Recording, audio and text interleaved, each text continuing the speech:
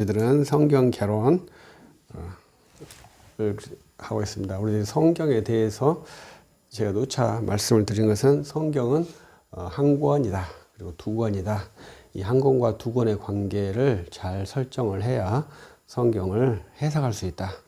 개론을 한다는 것은 결국은 성경의 정보를 파악하는 것이라고 볼 수 있는데, 그것은 곧 성경을 해석하는 전제를 세우는 것이다. 이렇게 보시면 좋겠습니다.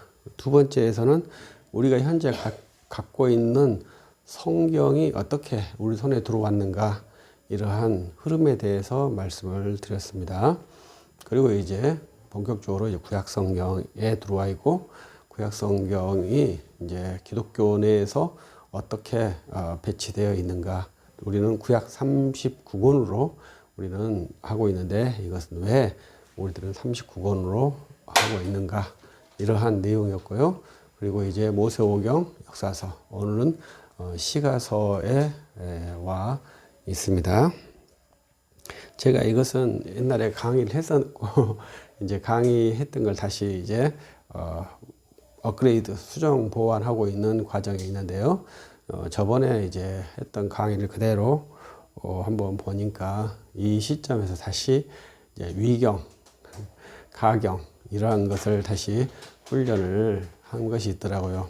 그런데 제가 이제 이 강에서 어떻게 우리에게 성경이 들어왔는가, 이러한 것에서 위경, 가경에 대해서 외경, 위경 이런 것에 대해서 말씀을 드렸었어요. 그래서 우리들이 이제 이것을 명확하게 잘 이해를 해야 성경을 파악할 수 있고, 많은 혼돈 속에서 우리들이 하나님의 말씀을 붙들고 그리스도인의 생활을 할 수가 있습니다. 그렇지 않고서는 흔들리는 기초 위에서는 타겟을 명중시킬 수 없거든요. 우리들이 이 개론이라고 하는 것은 튼튼한 반석을 세우는 그러한 훈련입니다. 매우 간략하게 되어 있고요. 이제 그 숲속에 들어가면, 우리가 만약에 숲을 보면 아름답다 하지만 숲 안에 들어가면 쓰레기도 있고 뭣도 있고 많이 있지 않겠습니까? 그러나 이제 숲 전체의 모습은 또 다른 것이죠. 우리들은 그 전체의 모습을 아주 심플하게 파악을 하고 그 숲 속으로 들어가려고 준비를 하고 있습니다. 그래서 그 숲 속에 있는 모든 것들을 우리들이 가공하고 개발해서 자원으로 삼을 수 있는 그러한 역량을 구비하는 아주 기초 단계에 있습니다.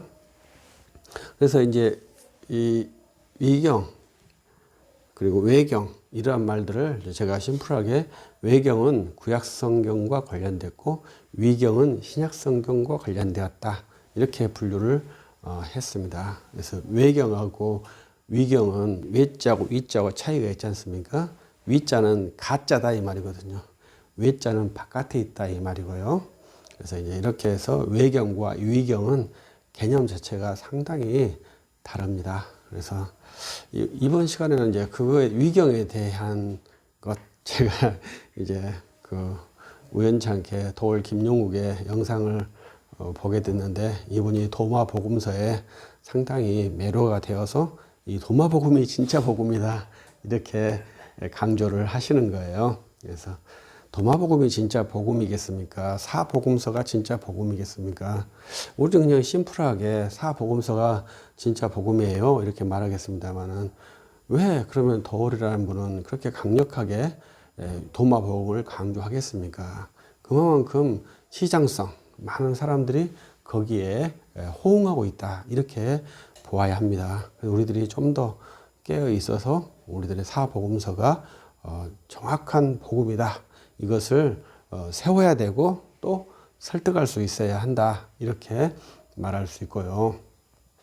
이 도마 복음은 위경입니다. 위경. 그래서 그것은 이제 정경에서 제외가 되었어요. 그래서 이 정경화를 최초로 했던 이제 신약 27권을 최초로 재현했던 분이 알렉산드리아의 아타나시우스라고 하는 교부입니다.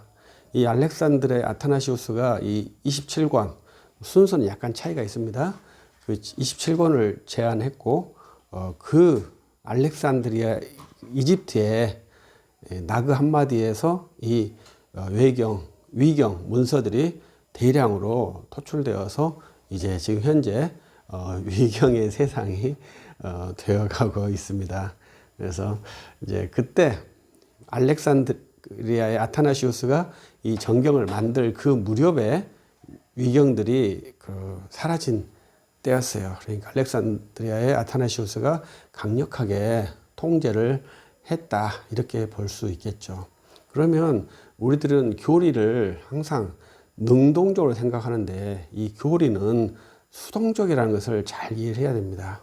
적극적으로 대처하는 것이 아니라 소극적으로 대처를 하는 것이죠. 그래서 알아서 정경화를 한 것이 아니라 위험하기 때문에 정경화를 한 것이죠.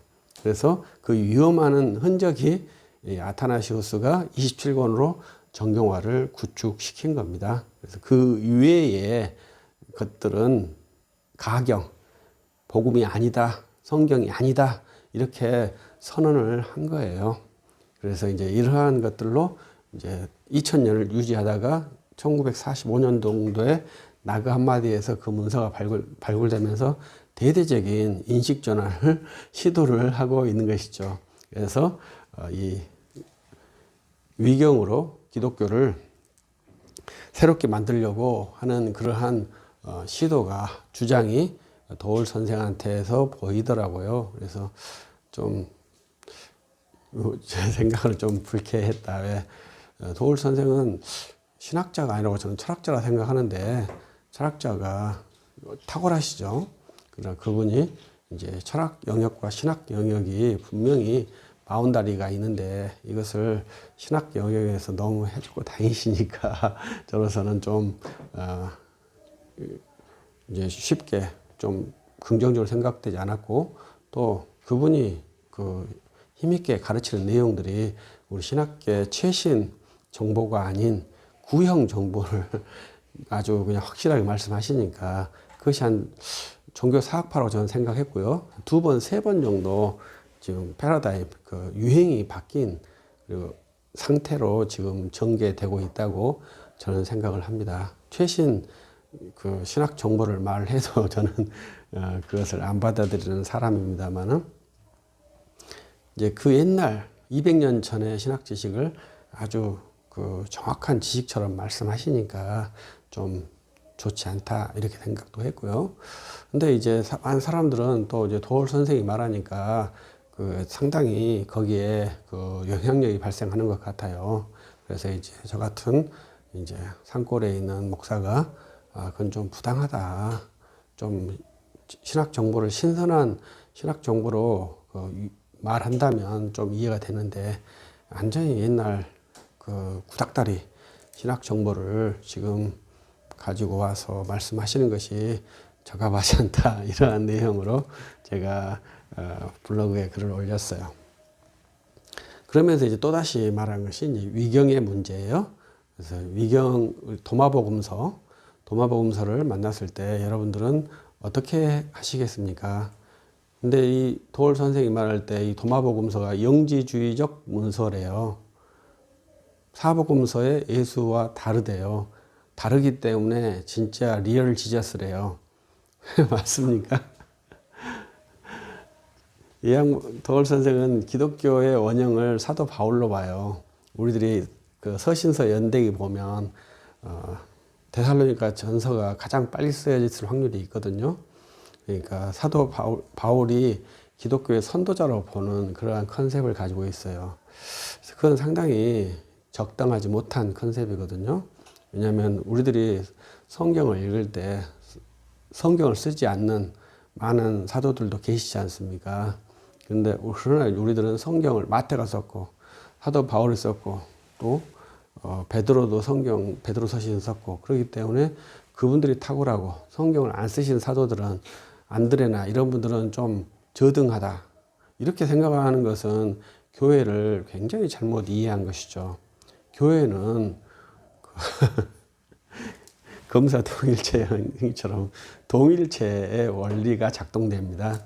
그래서 우리들은 이제 각각 하나의 교회의 사역자로서 완전한 교회를 구성하고 있는 동일체 사역자들이거든요. 그래서 마태나 사도 바울이 탁월하다 이렇게 하는 것은 성경을 기록해서 우리 눈에 보이기 때문에 그런 것이지, 눈에 보이지 않는 탁월성을 우리는 평가할 수 없거든요. 그래서 사도들의 권위는 12사도, 사도 바울까지 포함한 이 사도들의 권위가 동등하고요. 그리고 이제 사도의 밖에 있는 사도 성경의 기록자들, 마가나 누가나 야고보, 유다, 이러한 사도 외에 성경 기록자들이 또 있죠. 그래서 그 신약의 임시 직분에는 사도와 선지자와 전도자, 이 세 개의 직분이 임시 직분입니다. 항속 직분이 아니에요. 그리고 이제 목사와 교사가 항속 직분이어서 이제 한 것이고, 그걸 칼빈은 그대로 목사와 교사의 직분으로서 사직제로 이제 교회를 구성을 했고, 그러나 이제 존 낙스, 앤드류 멜빌 장로교는 세 직제로, 그래서 강도 장로와 치대 장로와 집사, 이 세 직제로 운영하는 것이 우리 장로회 교회의 직제이고요. 이제 칼빈의 직제는 4개의 직제, 박사까지 해서 4개의 직제로 세웠는데, 3개의 직제, 사도와 선지자와 복음 전도하는 자, 이 3개의 직제는 임시 직분입니다. 그래서 그 임시 직분이라는 것은 계시 시대까지만 유지되고 그 후로는 유지되지 않는다, 이러한 직분이에요. 그래서 이제 그 사도나 성경 기록자들, 또 함께 동역했던 그러한 사역자들, 이러한 분들을 어떻게 우리가 평가할지는 알 수가 없습니다. 왜냐하면 직분이 그 시기에 종료되었고 계속 연속되지 않았기 때문에 그런 것이죠. 이러한 분들을 쉽게 경솔하게 판단하는 것은 이제 너무 부당하죠. 우리들이 예수 그리스도도 추론하기 어려운데 이 계시의 담지자들은 더 그것 만만치 않게 어렵거든요. 그럼에도 우리와 같은 성정이 있기 때문에 역산을 해서 추론을 하기도 합니다. 그러나 계시를 담아서 성경을 기록했다고 하는 특수성은 상당히 특이하고 어떻게 보면 탁월하다고 말할 수 있어요. 그러나 성경을 기록하지 않았던 많은 사도들은 좀 낮은 그러한 상태인가, 이렇게 보면 절대 그렇지 않다는 것을 이해를 해야 합니다. 그래서 교회의 기원, 기독교의 기원을 사도 바울로 보려고 하는 그러한 성향은 옛날에 있었죠. 이미 그것은 상당히 오래전 이야기고 더 이상 통용이 되지 않는 수준의 이해라고 봅니다. 그래도 이제 그런 이제 유명한 주장이 있었기 때문에 그렇게 말할 수는 있겠죠. 그럼 우리는 이제 교회의 사역자로서, 그리스도인으로서 그걸 받아들일 수 있겠습니까? 받아들일 수가 없죠. 그래서 교회의 자산이, 기독교의 자산이 어디 있는가 이렇게 생각해 보면 금방 나오겠죠. 기독교의 자산은 크리스천에게 있지 많은 사람에게 세계 보편 가치가 아니에요. 이 기독교회의 자산은 교회에 있는 거예요. 그런데 이 교회의 자산을 교회 외부에서 쉽게 A다, B다 이렇게 말하는 것이, 그건 교회를 파괴하려고 하는 의도가 아니라면 설명할 수 없는 행동이죠.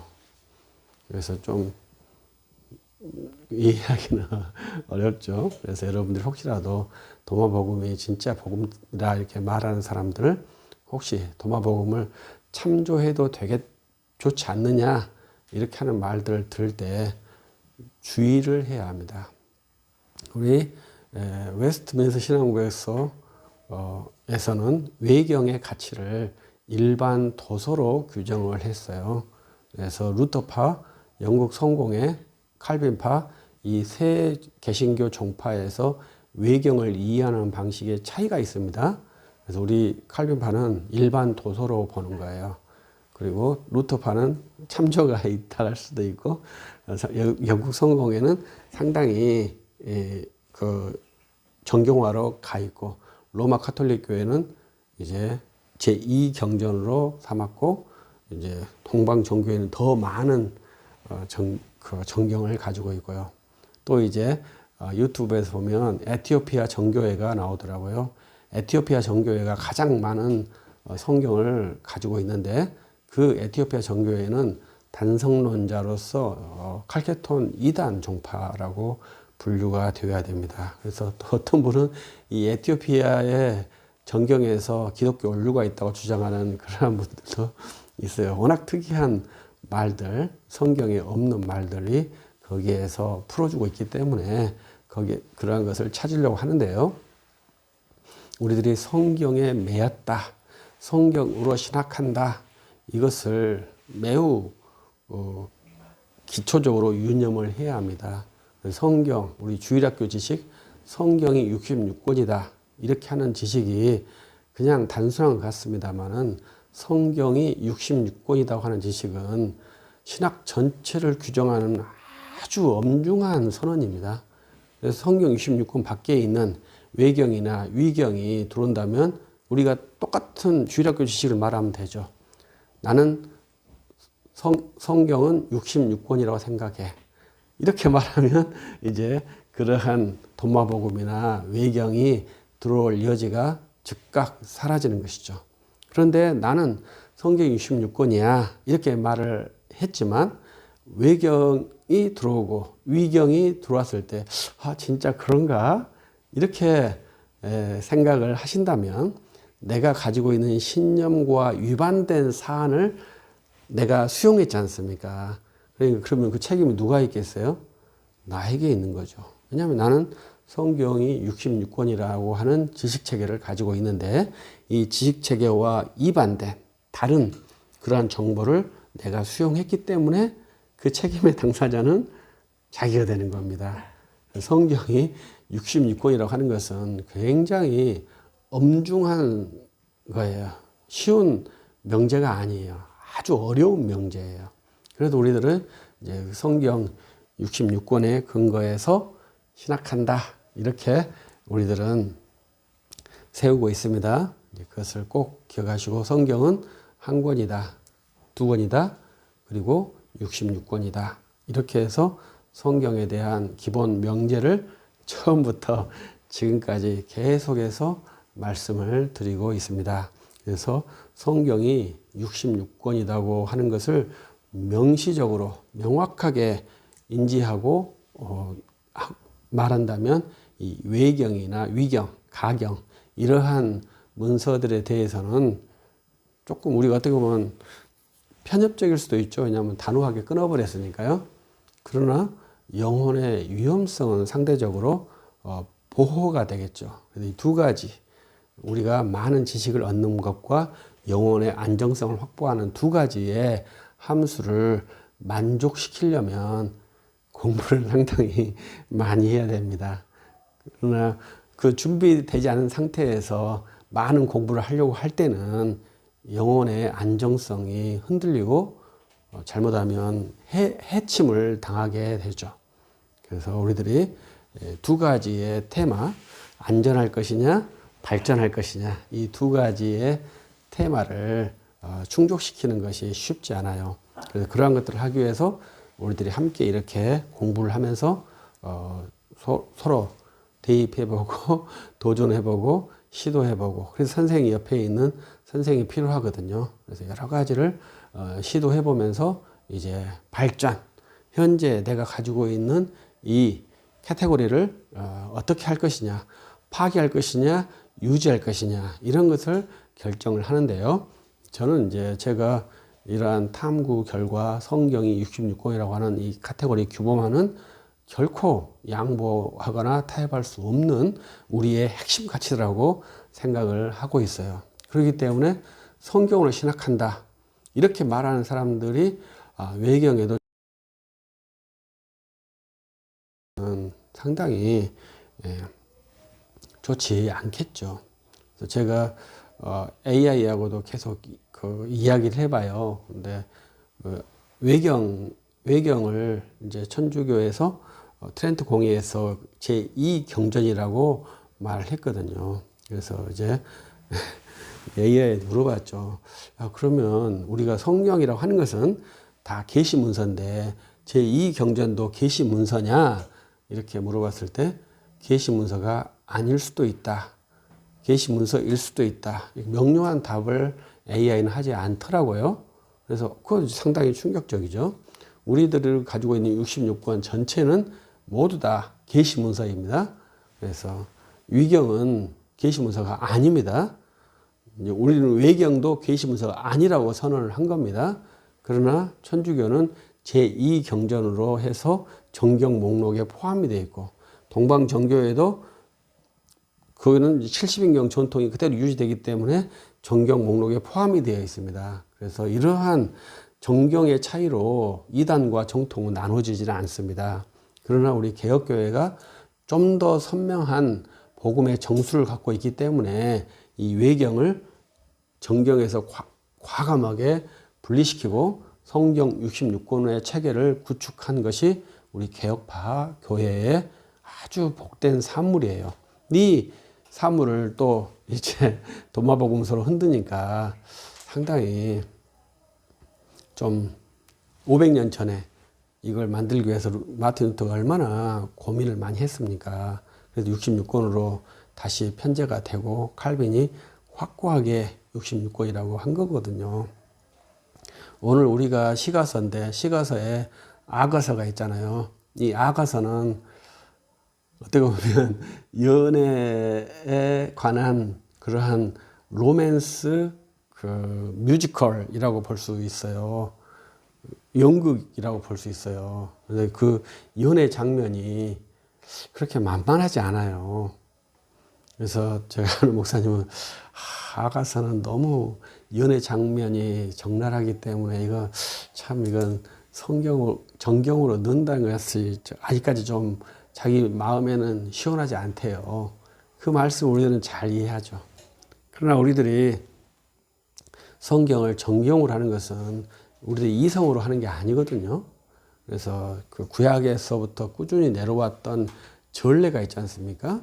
그래서 이 70인경에도 있고 마소라 본문에도 있는 것이 우리들이 갖고 있는 성경, 구약 성경 39권이에요. 거기에 이제 아가서가 들어가 있단 말입니다. 그것을 이제 후대에서 이건 에스더서 하나님이란 단어가 하나도 없으니까 좀 빼버리고 아가서 너무나 적나라하니까 빼버리고 구약의 정경을 우리들이 다시 세팅할 수 있느냐, 그것을 그대로 정경으로 받아들이고 하나님 말씀으로 받아들이고 그 말씀 가운데서 훈련하면서 예수 그리스도를 믿고 예수 그리스도를 변호하고 성경이 하나님 말씀이라는 걸 변호하면서 나아가는 그러한 훈련 체계를 해야 합니다. 그래서 어떠한 것이 마음에 맞지 않기 때문에 좀 빼버리면 어떻느냐, 이렇게 마르틴 루터가 이렇게 말했다고 해서 마르틴 루터가 정경에 우리가 차이가 있는 거 아니냐 이렇게 주장할 수 있는데요. 마르틴 루터 때는 정경을 본래 70인경에 있었던 외경을 빼는 다시 정경 재선별 작업을 한 겁니다. 그래서 지금 우리들은 66권이 되었어요. 그래서 다시 그때 검토해서 야고보서를 빼야 되느니 에스더서를 빼야 되느니 이러한 고민을 정경 외경을 빼야 되니까요. 그래서 그 고민을 하던 과정이었던 것이지 그 결정된 후로는 이제 그러한 지푸라기 서신이니 이러한 표현은 저는 없었다고 생각을 합니다. 그래서 정경화라는 것이 그냥 하늘에 뚝 떨어진 것이 아니라 교회가 가지고 있는 충격, 연옥설, 면죄부 판매, 성자 숭배 이러한 것들을 배격하기 위해서 이게 다 성경적 근거를 가지고 하는 것이거든요. 그것이 다 외경에 있어요. 그래서 이러한 것들을 배격하기 위해서는 이제 그 문서가 있는 외경을 이제 빼야 되는 것이죠. 그래서 어떻게 보면 역산으로 갔다고도 볼 수 있는데 그러한 위험성이 외경들이 갖고 있어서 이제 빠진 거라고 봐야 되거든요. 그럼에도 이제 우리 믿음의 선지들 어거스틴은 얼마나 많은 외경을 인용했는지 몰라요. 신학을 할 때. 그래서 이제 종교개혁 이전까지 우리 교회에서 교부들은 외경을 많이 인용했습니다. 그래서 이제 자연스럽게 정경이라고 생각했으니까요. 그러한 정경 이해가 있다 이렇게 생각하시고 이제 도마복음서 같은 것을 만나거들라 이것은 위경이다. 위경이란 말은 가짜예요. 사도 도마가 썼다. 그러면 분명히 그건 정경이 되었을 겁니다. 그러나 사도 도마가 쓰지 않았다고 하는 확증이 있는 거예요. 왜? 내 사복음서와 개념이 완전히 차이가 나니까. 반대로 돼 있으니까. 그러면 이제 도마는 특이하게 또 인도에서 사역하다가 인도에서 순교하신 분 아닙니까? 그러니까 이집트에서 이 도마에 글이 있는 것이 불가능하죠. 그래서 이런 것은 위작, 사도 도마가 쓰지 않는 글을 누가 사도 도마의 이름으로 쓴 위작이기 때문에 그건 정경화에 전혀 맞지 않죠. 이러한 것들을 우리들이 깊게 한번 살펴보면서 성경을 본다면 상당히 좀 안전하고 유익하겠다 그렇게 생각하고요. 우리에게 들어온 성경에 대해서 이제 웨스트코트라고 하는 그 사본학자, 사본 편집학자가 있어요. 이제 이 사람들이 이제 편집했던 그 전통이 우리 한국 교회에 온 것 같아요. 그런데 제가 보니까 이 중국에는 그 웨스트코트와 호르트가 사역하기 이전에 성경이 중국말까지 이렇게 온 것 같아요.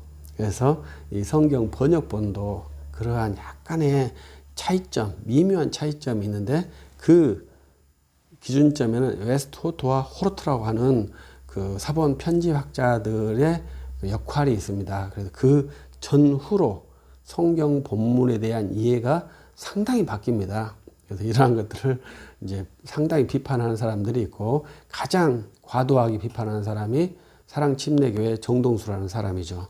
그래서 그 웨스트코트와 호르트의 사본계를 따르는 사람들은 다 사단의 문서를 따른다고 규정하고 비판을 매도를 하는 그러한 성향을 나타내기 때문에 우리 한국교회나 세계교회에서 그런 주장은 받아들일 수가 없다 이렇게 배격을 하고 있죠.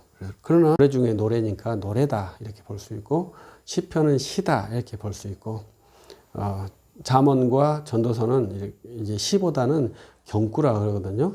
잠언이 이제 경구적 성격이 강하고 이 욥기는 어떻게 보면 좀 연극 같은 뮤지컬 같은 그러한 것으로서의 문장 형식이다 이렇게 볼 수 있습니다. 저는 이제 본래 성경을 문학 형태로 말하는 것을 상당히 저는 좋아하지 않아요. 그러나 이 시라고 하는 특수적인 상황은 좀 다르죠. 그래서 우리들이 그리스도인의 심장, 그리스도인의 심성에 있는 그러한 저는 문제라고 봅니다.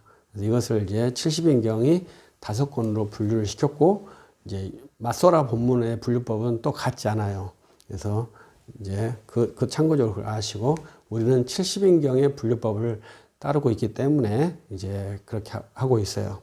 근데 이 분류법이 언제부터 이렇게 분류가 되었는지는 잘 알 수 없고 우리들이 구약 성경의 최초의 편집자를 에스라 선지자로 보는데 에스라 선지자가 70인경처럼 했는지 맞소라 본문처럼 했는지는 알 수가 없습니다.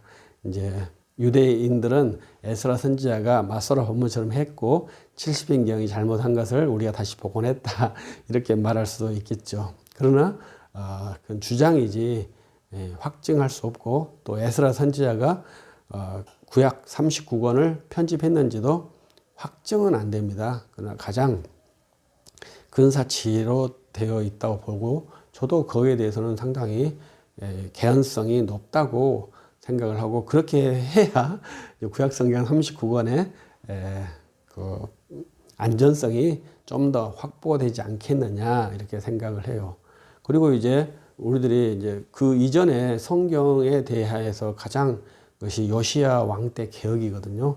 그때 이제 성전 벽에서 이렇게 두루마리도 나와서 다시 편집을 하는 장면이 등장을 해요. 그래서 이러한 것들을 보면 그 전에는 성경 본문에 대해서 상당히 망각했다가 요시야 왕이 그 발굴된 성경을 읽으면서 개혁을 박차를 했던 것이 그러한 사건이 있거든요. 여기 이렇게 완전히 기계 같은 그 기능주의로 전락이 되어 버렸어요. 그러나 서양의 교육을 보면 마지막에는 음악이 들어가거든요. 체육도 당연히 들어가고요. 그래서 하버드의 대학생들은 거의 뭐 스포츠를 다 하지 않습니까? 그래서 이 체육, 건강함과 이 아름다움이 이 학문의 기본이에요. 그런데 우리 한국은 이 아름다움이나 이 체력은 다 무시되고 오직 암기해가지고 시험에 합격하는 것만 하는 그러한 너무 냉혹하고 몸이 건조한 그러한 체계가 되었고, 이러면서도 우리 한국이 세계 최고라고 말한다는 것은 너무 당혹스러운 일이라 보고요. 이것이 이제 어떻게 보면 우리 한국 교육 체계를 기독교인들이 만들었다고 봐야 되는데, 이 기독교인들이 시편을 안다고 하는, 시편을 믿는다고 하는 기독교인들이 이 아름다운 것을 모두 그냥 해로운 것으로 빵점으로 만들어 버린 것이 참 교회에 좀 우리 사회에 좀 잘못된 기여를 한 거 아닌가, 이런 것이 좀 통렬하게 들어와요. 왜냐하면 이 성경의 시편이 시가서가 얼마나 많은 분량을 차지하고 있습니까? 그만큼 이 시라고 하는 것은 우리들에게, 인간에게서 매우 중요한 요소이거든요. 이 아름다움이라는 것은 매우 중요한 겁니다.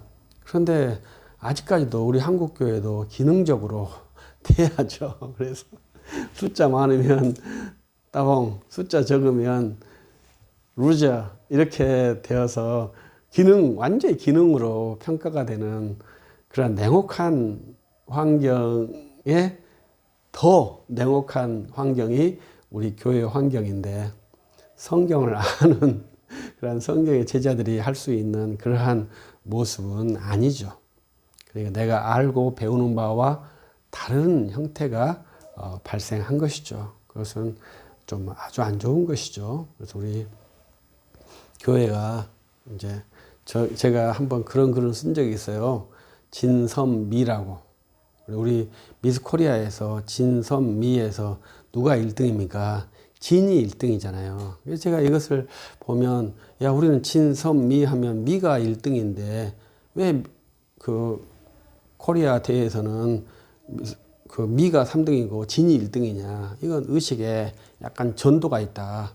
가장 멋있는 것이 미다, 미. 가장 아름답게 하는 것이 우리들의 인생에 아시지, 진리를 추구한다. 우리 한국 사람들 그러한 것이 이제 의식화가 되어 있다고 저는 생각을 하거든요. 그러나 본래 이 학문과 종교와 모든 것의 최종적, 우리 성경의 최종점은 덕이거든요. 그리고 그러나 학문이나 사유의 최종점은 아름다움에 있어요. 그래서 이 미가 상당히 중요하거든요. 그래서 이 미를 세워야 하는데, 이 미의 정점에는 이 시와 노래가 있거든요. 그래서 아름다움의 정점에 노래가 있어요. 그런데 그 노래 옆에는 뭐가 있겠습니까? 술이 있죠. 그 술이 그 아름다움에 들어가면 그것은 아주 멋있는 기제가 돼요. 근데 이 술이 파괴로 사용되면은 이게 그 선한 아름다움의 도구를 파괴로 쓰기 때문에 굉장히 부당한 거죠. 우리들이 그런 것들을 한번 시가서를 하면서 아름다움에 대한 이해를 한번 해줬으면 좋겠어요. 그래서 이 아름다움이라는 것은 상당히 참 표현하기가 쉽지 않다 생각을 합니다. 그래서 저는 이제 아직까지는 뭐 많은 데를 안 가봤습니다만은 가장 세계적으로 가장 의미가 있지만 가장 아름답지 않는 광경이 칸트가 걸었던 길이라고 생각을 합니다. 그 길은 세계에서 가장 진리의 길처럼 되었을 거라고 봐요. 칸트가 매일 걸었던 그 길은 정말 우리 평범한 길이거든요. 그러나 이제 칸트가 걸었기 때문에, 칸트가 매일 걸었기 때문에 그 길이 아름다운 것이죠. 그것을 우리들이 스토리텔링이라고 하거든요. 그래서 우리 한국의 관광에서 스토리텔링 하자 이렇게 말만 할 뿐이지 스토리텔링이 쉽게 나오지 않습니다. 우리 대한민국의 관광지 가보세요. 이순신 장군밖에 없는 것 같아요. 스토리텔링이 안 돼요. 그 스토리텔링을 할 수 있는 그러한 내러티브 역량은 성경 제자들에게는 성경을 열심히 훈련하면 그것이 장착이 되도록 되어 있다고 저는 생각을 해요. 내러티브 능력은 쉬운 게 아닙니다. 그래서 우리들이 이 성경의 제자들은 주를 위해서 내러티브를 하는데 이제 또 좀 더 역사를 바꿔가지고 사회의 유익을 위해서 내러티브도 만들어가지고 이 스토리텔링을 한다면 이제 그것은 무형의 가치라 해서 가장 강력한 경제 수단이 관광 뻥이거든요. 그러나 그걸 어떻게 이야기화 시키느냐에 따라서 가치가 무한하게 되는 것이 관광이라고 볼 수 있겠죠. 그래서 이제 중국에 있는 장각이나 뭐 큰 나이아가라 폭포 이런 것은 내러티브가 필요 없죠. 그 자체가 파노라마를 주고 있으니까요. 그러나 그것은 이제 자체의 자산이니까 뭐 더 이상 내러티브를 넣을 필요가 없겠죠. 그러나 칸트가 걸었던 길은 어떻게 하겠습니까? 그 풀 하나에 스토리를 넣으면 어떻게 되겠습니까? 그 풀 하나는 아무 의미 없는 풀이지만 거기에다가 내러티브를 넣으면은 어마어마한 파급력을 갖게 되는 것이거든요. 그러한 것들은 시를 쓰는 사람이 할 수 있어요. 공학도들은 그걸 잘 못하시죠. 공학도들은 이번에 폴더풀 폰에 주름이 없게 만드는 일을 했다. 이렇게 해서 뉴스가 나왔는데 그것도 어마어마한 일이죠.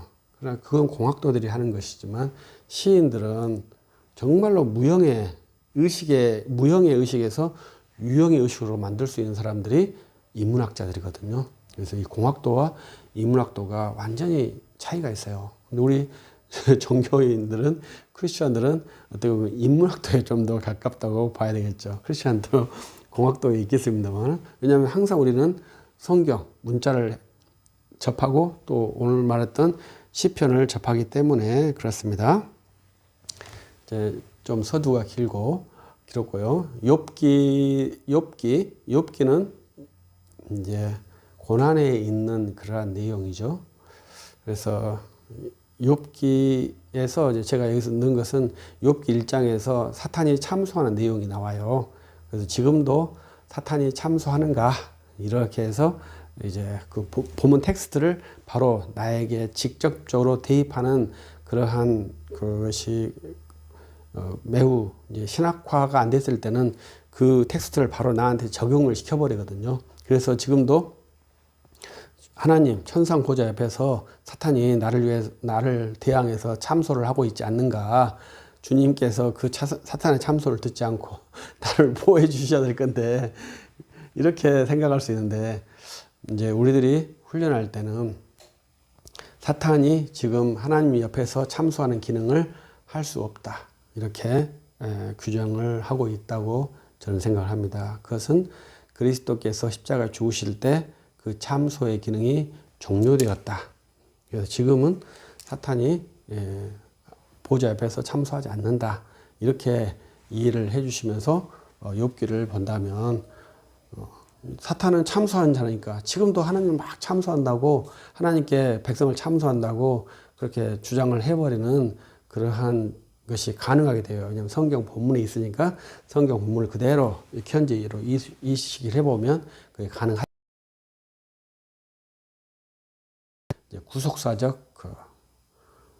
구속사적 성경 해석법 또 다른 말로는 계시의 점진성 그래요. 계시가 A에서 그것이 쭉 유지되는 것이 아니라 어느 순간에는 종료되었다. 레위기의 음식법이 지금은 십자가로 말미암아 종료되었지 않습니까? 그래서 이것이 종료되었다. 이렇게 보는 것이 이제 계시의 점진성이라고 하는 그러한 성경 이해입니다. 그래서 욥기를 볼 때 그 1장에서 참선과 사탄의 적용이 약간 어려울 수 있어요. 그리고 이제 욥의 세 친구하고 욥이 대화를 한 내용이 거의 모두 되어 있습니다. 그래서 이것은 상당히 저는 인간적이라고 생각을 해요. 그래서 인간적이라고 생각한 것은 세 친구가 어떻게 보면 욥한테 잘 나갈 때 우리말로 하면 잘 얻어먹었던 것 같아요. 그러나 잘 얻어먹으면서도 불만이 많았던 것 같아요. 어떻게 보면 자격지심이 우리 인간성의 기본이지 않습니까? 욥이 이제 망하니까 그 세 친구가 욥을 집단 공격을 하는 거예요. 위로한 척 하면서 욥을 공격하는 거예요. 욥이 그러니까 굉장히 괴로워하잖아요. 그래서 그러한 것은 우리 현재에도 그건 똑같이 일어나는 것 같아요. 잘 나갈 때는 밥 사주니까 밥 열심히 먹다가 망하면 그때 내가 이렇게 해라 한 걸 네가 말 들었어 안 망했겠지. 너 정말 아쉽다. 이렇게 그 위로입니까? 돌려치는 겁니까? 이것이 이제 욥기에 있는 내용이에요. 그래서 이제 결국은 둘이 했는데 세 친구의 주장을 욥이 인정하지 않는 내용이 꾸준히 전개되죠. 그때 이제 중요한 것이 누가 맞냐는 겁니다. 그 세 친구가 잘못됐고 욥은 맞았다. 이렇게 우리들은 말할 수 있겠습니다만은 엘리후라는 사람이 등장하고 여호와의 발언이 있는 것이 욥기의 구조거든요. 엘리후의 말에 답변이 없어요. 그러나 이제 제가 느낄 때는 욥은 그 엘리후의 말이 지당한 것 같아요. 다 맞다고 생각해요. 근데 문제가 뭐냐면은 회개가 안 나오는 거죠. 근데 여호와께서 말씀하시잖아요. 여호와의 말씀에 답이 있습니까? 없습니까? 답이 없어요. 질문만 있어요. 답을 낼 수가 없어요. 그런데 욥이 회개를 하는 거예요. 욥의 친구들도 회개를 하는 거예요. 욥이 그래서 회복이 되는 거예요. 그래서 결국은 저는 그 욥기를 보면서 진리는 무엇이냐 이렇게 한다면 주의 말씀 앞에 엎드려 회개하는 것이다. 이렇게 말씀을 저는 정의를 하고 싶어요. 그래서 뭐 여호와께서 살아계신다 뭐 이렇게 말씀도 하고 뭐 이렇게 할 수 있지만 제 생각에는 주님이 주시는 말에 욥이 답변을 하지 못하거든요. 엘리후가 주는 말도 답변을 못해요. 그러나 엘리후가 준 말이 저는 좀 반반인 것 같지 않는가 이렇게 생각을 해봐요. 마치 엘리후는 상당히 신비한 존재 같아요. 그러나 여호와께 주신 말씀이 욥이 듣고 거기서 바로 답변하지 못하고 회개하는 것이 욥기의 전개고 회개함과 통해서 친구들과 관계도 회복되고 모든 것이 복구되면서 욥기가 끝나는 그러한 구조입니다. 그다음 시편은 이제 150편까지 되어 있어요. 그래서 욥기의 저자가 욥의 시대가 언제냐? 욥의 시대는 통상적으로 아브라함 시대로 봅니다. 그럼 욥의 저자가 누구냐? 이건 상당히 어렵더라고요. 그래서 제가 이제 세 개로 정리를 해봤어요. 욥이다, 솔로몬 시대다, 아니면 에스라 시대다. 이렇게 세 가지로 추론을 해봤어요.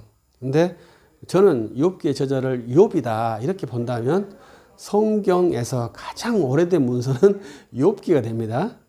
이제 그렇지 않을 때는 이제 모세오경이 가장 오래된 문서가 되거든요.